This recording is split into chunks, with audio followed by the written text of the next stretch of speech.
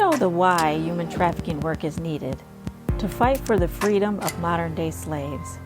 But love, passion, commitment isn't all you need to be an effective and successful anti-trafficking advocate. Learn the how. I'm Dr. Celia Williamson, Director of the Human Trafficking and Social Justice Institute at the University of Toledo. Welcome to the Emancipation Nation podcast, where I'll provide you with the latest and best methods, policy, and practice discussed by experienced experts in the field so that you can cut through the noise, save time, and be about the work of saving lives. Welcome to the Emancipation Nation episode 147. And this week I'm continuing with Dr. Beth, except this week I really am focusing on her work in trauma-informed yoga. This is a really interesting topic to me because there's been some recent research on the benefits of body work and trauma. And so this literature is really being built up, doesn't have a long history, but there has been some good studies and research and conversation about trauma-informed yoga and human trafficking survivors or survivors of domestic violence or survivors of sexual assault or child abuse.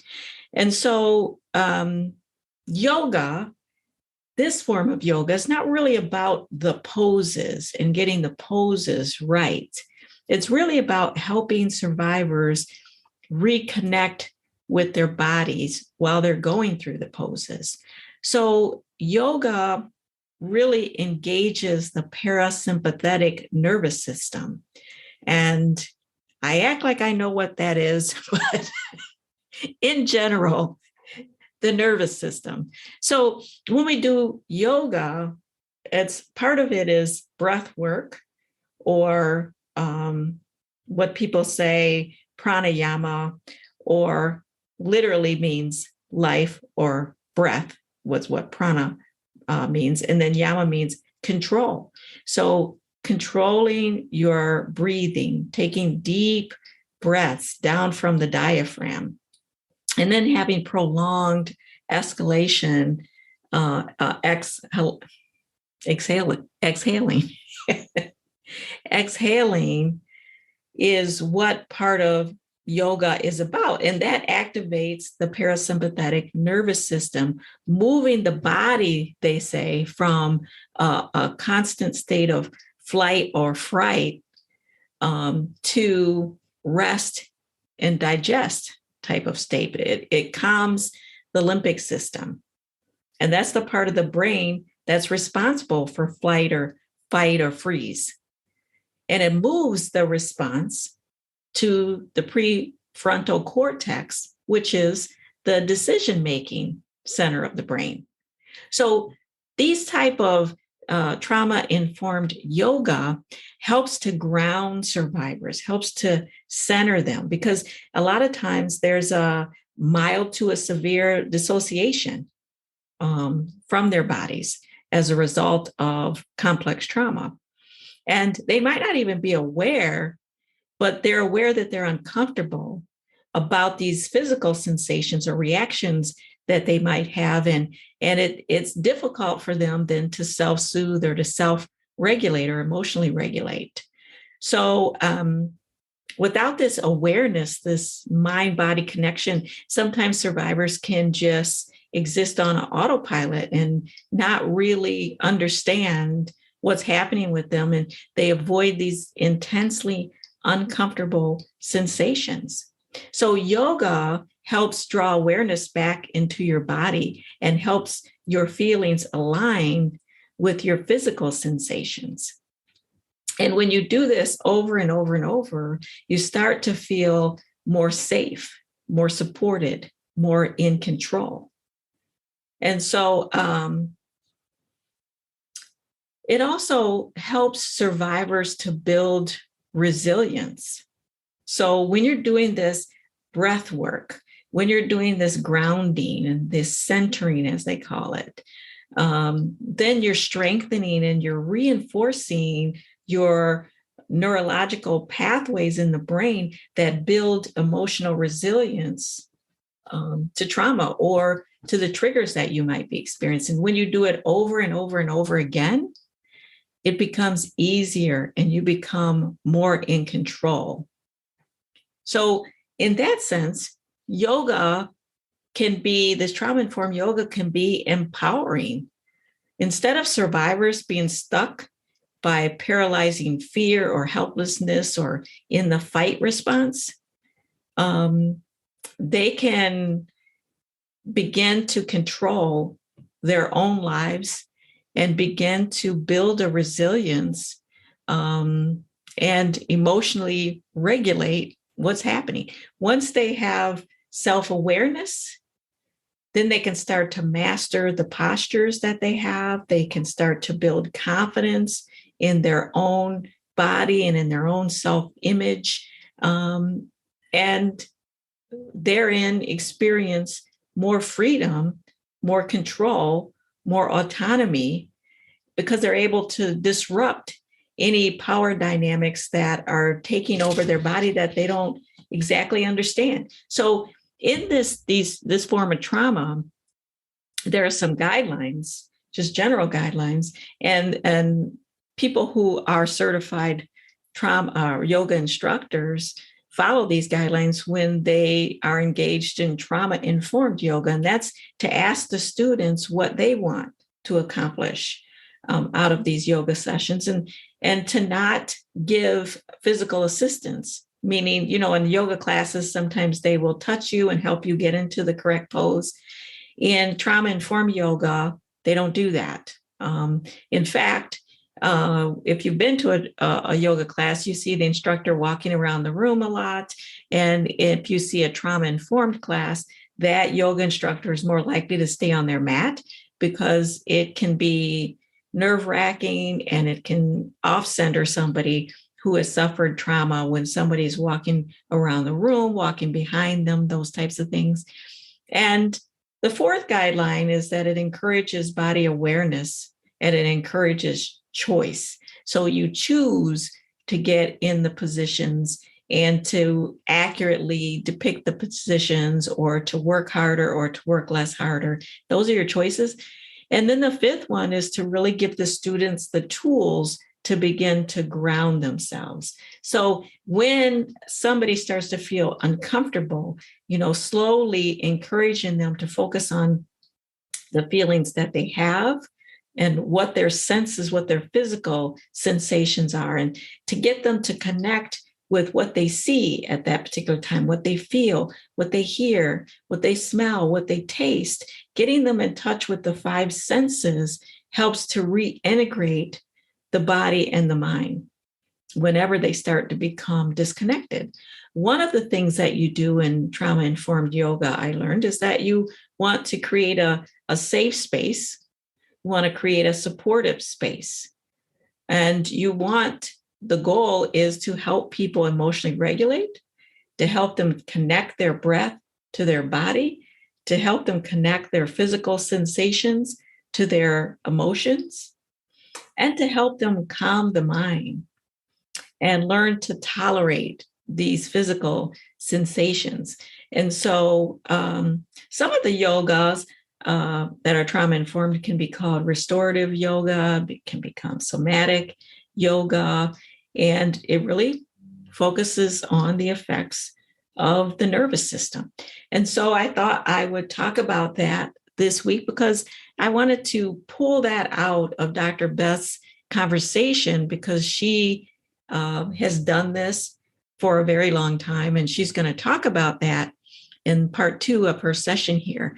And I want you to remember that, working to heal trauma, particularly complex trauma, is not always all about talk therapy. There's some recent studies, some recent conversations and dialogue about the mind-body connection and mindfulness and yoga and these alternative therapies that can be critically helpful to some survivors. So without further ado, here is the rest of my conversation with Dr. Beth that focuses on trauma-informed yoga. Yeah. So the first time I ever did a yoga class, I was pregnant with my son, and I was having this so I didn't know at the time, but I'm hypermobile. And so when I got pregnant with my son, I ended up with all this pain and stuff. And so I started doing a yoga class, and it was really the first time that I felt like I needed to take care of my body because I was pregnant. And this awareness of, the different parts of my body and all of this that was brought on through yoga, where you're focusing on your arm, and I just, with the trauma, I really hadn't felt connected to my body. And that's still something that I struggle with just sort of feeling like, this is this, sort of meat suit that sometimes people want to take a chunk off of, right? Like that's kind of how I felt about it at the time. And so when I started doing yoga, I started getting awareness of, this is my hand, this is my arm, this is my breast, this is my, the pelvic area took a little bit longer to get connected to, and because there had been a lot of very specific trauma there.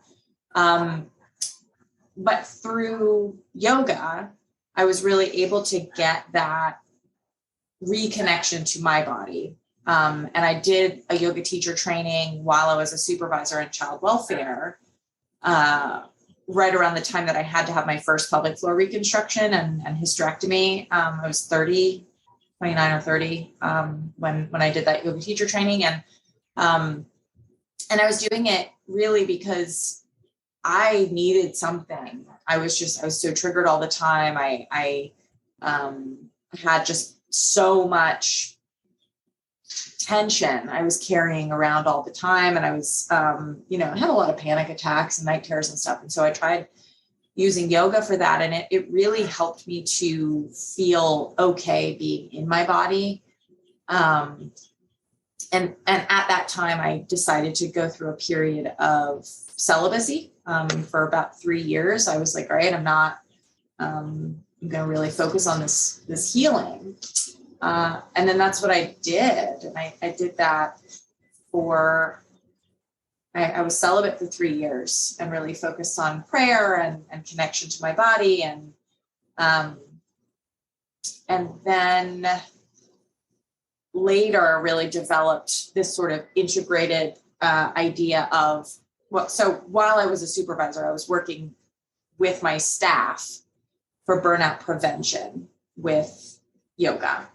And then I essentially used that model for working with trafficking survivors. It was last summer, we did a kind of pilot run of that, and doing trauma-informed yoga therapy looks a little bit different than just straight up yoga. You don't touch people. There's a lot more sort of guiding language rather than directive language. And really the vision is you're allowing that person space to be in their body, to be on their mat, and helping them to build awareness. And when they feel tension and when they feel uncomfortable, giving them the time and the space to say, okay, you can pull back from that if you don't feel good, right? Like I can't even tell you how many yoga classes I've gone to where I just felt angry the whole time. So, because in our bodies, we hold this tension, we hold trauma. And so you really do need to allow people the space for their own process, and trauma-informed yoga therapy, if done right, which really does need a clinician to manage the mental health and crisis stuff, and a yoga teacher to be sure you don't injure yourself and know what you're doing. And so those two things together allow a practitioner to guide somebody who's experiencing trauma through their own body. And when stuff comes up, you have the opportunity to debrief afterwards, to talk it through if they want to say like, oh, this stuff came up for me, or how am I feeling? Mm-hmm. Really name any tension or things that came up through that process. So could it be as simple as, I'm doing a pose and something flashes in my mind, or a feeling, I get really angry if I have to bend over or do a certain pose that reminds me of some victimization in the past. What do I do in that moment with that anger? How would you instruct or guide me? In terms of guiding somebody through a negative feeling or feeling triggered, first, you always want to have modifications and things that you can suggest somebody back off of a pose, and get into your breath, and focus on that. Do some grounding, where you're maybe holding an object or you're feeling the ground and you're really trying to get the person to focus on the physical experience of something other than the triggering moment.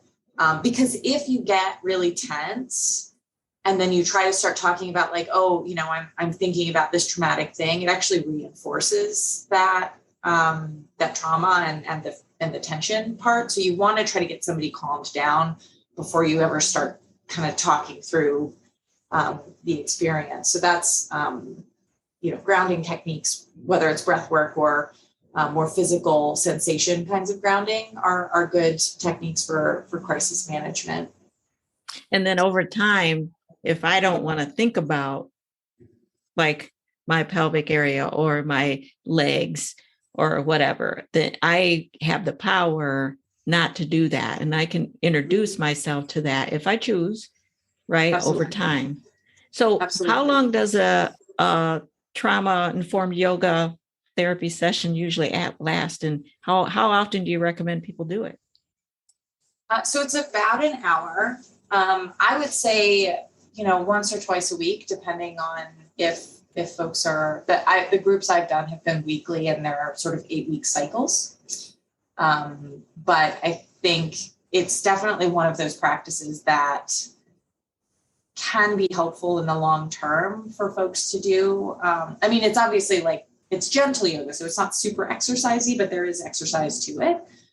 So you always want to have the option for modifications, whether you're doing poses on a chair or creating opportunities for folks to find a child's pose.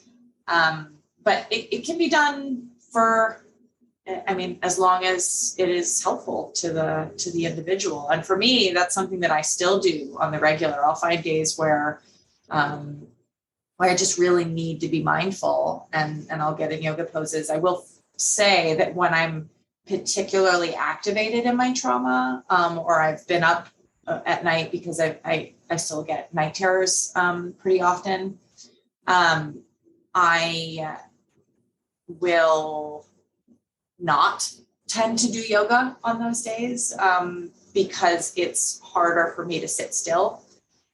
So I tend to want to do more like cardiovascular stuff when I'm feeling that level of activation. Sometimes it can bring it down if I can get on the mat. So it just really depends, but I try to listen to my body to see where I'm at on a given day. And but that's the thing. It's like through going through these yoga groups, you learn to be able to listen to your body, to do that pulse check, right? Like, and that's the thing is that at the beginning of every day, I always try to take a little bit of time before I jump into my day to be like, okay, what am I feeling today? Where am I at? What do I need? And what different parts of me may need, right? Do I need a little bit more spiritual stuff today? Do I need time with my girlfriends and socialization? Do I just want to be home with my kids? And so those different pieces of myself, there may be days where like, I can't do a lot of work today, or I can't do a specific kind of work today. So it varies.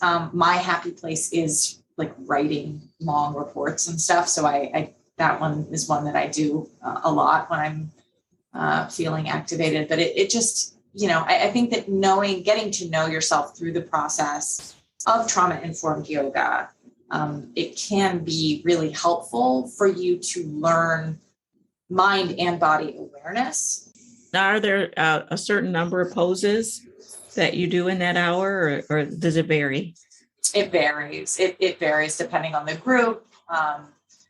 So I've taught some groups of survivors that were super flexible and wanted to do all kinds of crazy inversions and stuff. And then other survivors that are more tense and limited mobility. And it just, it varies depending on the group. I think that letting the group, and I mean, this is true with any group therapy, right? You want to know the dynamics of the group that you're working with. And particularly so, since the Restoring Ivy Collective is aiming to serve specifically pregnant and parenting moms and postpartum parents, that's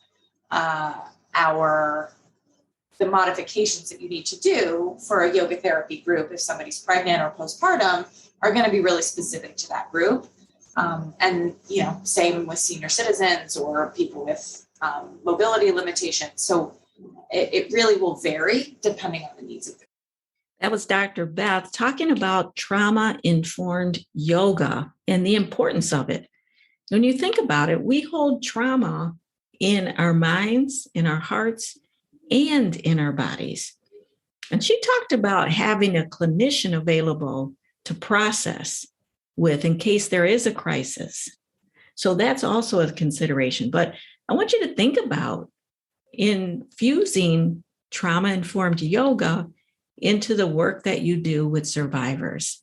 It could make a lot of difference in terms of them taking control back over their lives. So until next time, the fight continues.